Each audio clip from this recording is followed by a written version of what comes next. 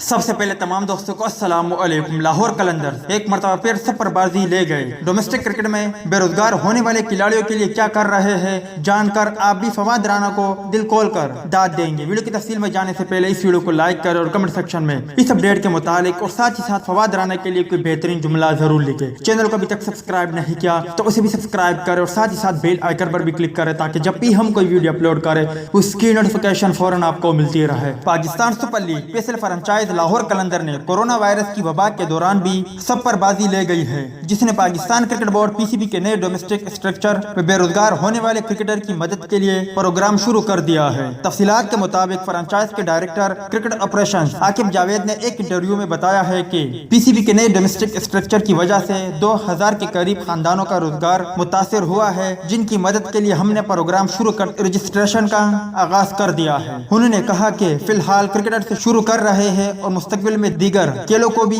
इस प्रोग्राम में शामिल किया जाएगा। कोरोना वायरस से पैदा होने वाली सूरत में मुस्तकिल मिसाइल का शिकार लोगों की मदद के लिए हर मुमकिन कदम उठाना जरूरी है। तो दोस्त ये थी लाहौर कलंदर और बेरोजगार क्रिकेटर के हवाले से कुछ अपडेट। उम्मीद करता हूं आपको पसंद आई होगी। इस अपडेट के मुतालिक अपनी राय का इजहार कमेंट बॉक्स में जरूर दें।